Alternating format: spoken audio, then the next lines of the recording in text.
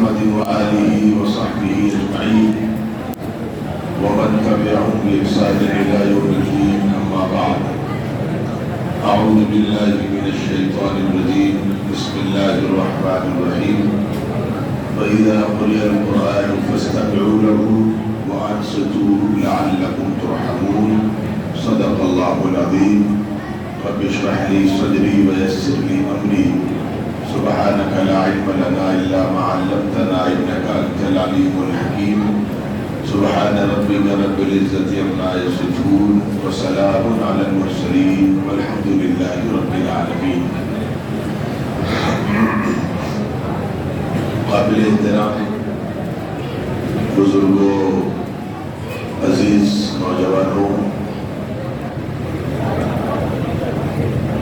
یہ اللہ کا بہت بڑا کرم اور اس کا احسان ہے کہ اللہ نے آپ حضرات کو اس مسجد میں بطور خاص قرآن مجید سننے کی خاص توفیق عطا فرمائی.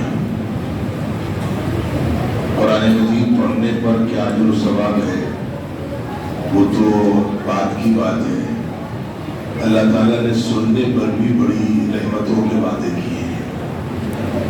میں نے بھی قرآن مجید کی ایک آیت پڑھی ہے، اس میں اللہ تبارک و تعالیٰ نے حکم کے انداز میں ہمیں یہ تعلیم دی ہے کہ جب قرآن پڑھا جائے تو دو کام تمہیں کرنے ہیں. حالانکہ پہلے حکم میں ہی دوسری بات موجود تھی، لیکن چونکہ قرآن کا مسئلہ بڑا نازک ہے اس لیے اللہ تعالیٰ نے پوری وضاحت سے بات کہی. اللہ تعالیٰ نے پہلی بات یہ کہی فاستمعوا لہ. آپ حضرات کا تعلق یا تو مدرسے سے ہے یا مدرسے کے اس علاقے سے ہے، تو اس کا ترجمہ یہ ہے کہ جب قرآن پڑھا جائے تو اگر ہم ترجمہ کریں سنو، یہ ترجمہ صحیح نہیں ہے. قرآن کے آداب بھی اللہ نے قرآن کو بتلائے، تو اس میں اللہ تعالیٰ نے خود قرآن چونکہ اللہ کا کلام ہے اس لیے اس کی ساری تفسیر اللہ نے قرآن میں ہی رکھ دی ہے. تو پہلا حکم اللہ نے دیا فاستمعوا لہ، بہت غور سے سنو، پوری توجہ کے ساتھ سنو. اب ظاہر سی بات ہے کہ اس میں جب پوری توجہ ہوگی تو آدمی خاموش رہے گا، لیکن ہو سکتا ہو کچھ ہم جیسے نادان ہوں جو اللہ کے اس حکم کو پوری طریقے سے نہ سمجھ پا رہے ہوں. اللہ تعالیٰ نے آگے مزید اس کی وضاحت کری اور خاموش رہو. جب قرآن پڑھا جائے تو پڑھنے والے کا کیا مقام ہے، اللہ تعالیٰ اس کو کیا اجر عطا فرمائیں گے، وہ تو اس کا مسئلہ الگ ہے. لیکن ہم لوگ سامنے ہیں، سننے والے ہیں، تو سننے والوں کے لیے دو حکم ہیں اور یہ دو حکم ہمیشہ ہیں. جب نماز میں پڑھے جائیں جن کا مقام اور ان کی اہمیت اور بڑھ جاتی ہے، نماز کے علاوہ بھی اگر کوئی شخص کہیں پر قرآن مجید کی تلاوت کر رہا ہے تو آس پاس کے لوگوں کی ذمہ داری ہے کہ دو کام کریں، ایک تو غور سے سنیں اور دوسرا کام خاموش رہیں. اب جب وہ غور سے سنیں گے اور خاموش بھی رہیں گے تو اللہ تعالیٰ آپ سے ایک وعدہ کر رہے ہیں. یہ وعدہ عمل پر کتنا بڑا ہے وہ بات کی بات ہے. صرف غور سے سننے اور خاموش رہنے پر چونکہ اللہ کا کلام اللہ کی بات کی جا رہی ہے، آگے اگر یہ کام کیے جائیں گے تو اللہ فرما رہے ہیں تم پر انشاءاللہ رحم کیا جائے گا. اس دور میں اللہ تعالیٰ حفاظت فرمائے کہ قرآن مجید نہ تو ہم پڑھتے ہیں اور نہ ہم سنتے ہیں. حالانکہ بہت سے لوگ صرف قرآن سن کر کے اسلام میں داخل ہو گئے.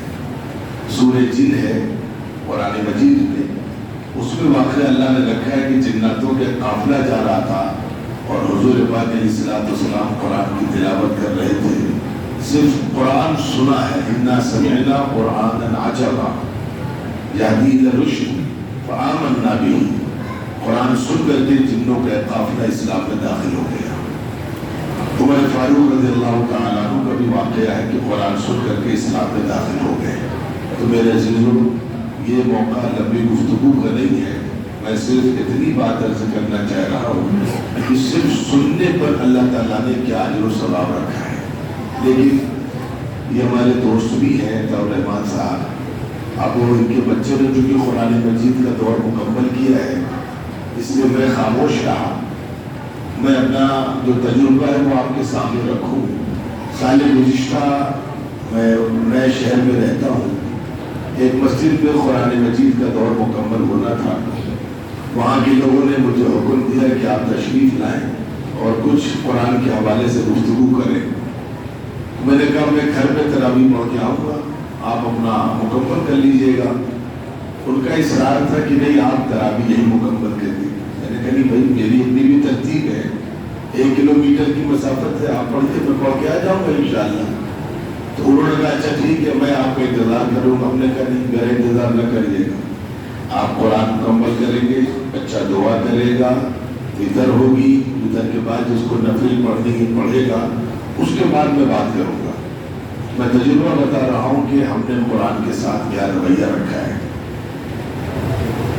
میں نے یہی ترتیب اختیار کی، اور جب میں وہاں پہنچ گیا وطر بھی ہو چکی تھی، قصدن میں گیا ان کو سمجھانے کے لیے، اور لوگوں نے نوافل بھی پڑھ لی تھی، اور جو ابھی معمول آپ دیکھ رہے تھے تھوکنے کا یہ بھی ہو چکا تھا۔ اور میں نے کہا تھا اگر آپ کچھ شیرینی تقسیم کرنا چاہتے ہیں وہ بھی کر دیجیے گا، شیرینی بھی تقسیم کر دیجیے۔ میں نے اس سے صاف کہا تھا، اور میں کچھ ان کو دکھلانا بھی چاہ رہا تھا اور کچھ میں خود بھی دیکھنا اور سمجھنا چاہ رہا تھا۔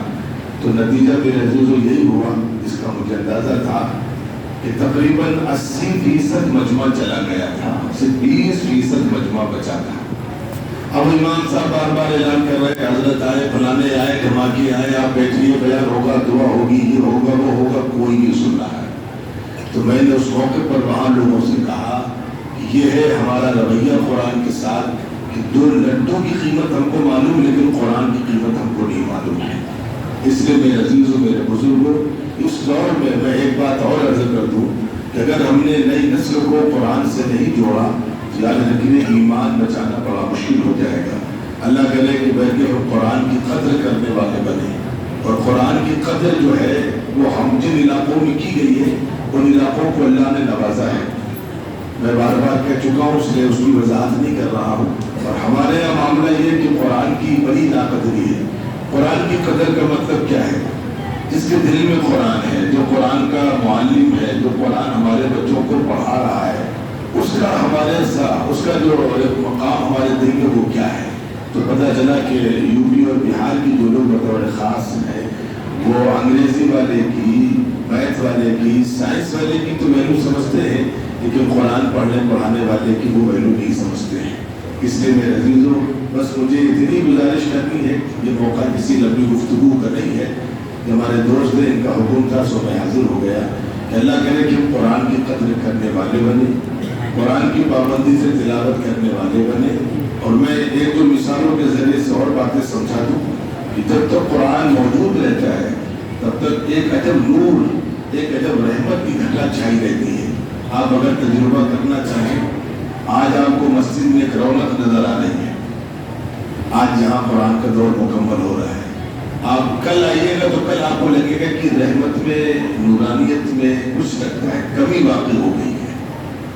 رمضان شریف کی ساری برکتیں قرآن سے وابستہ ہیں۔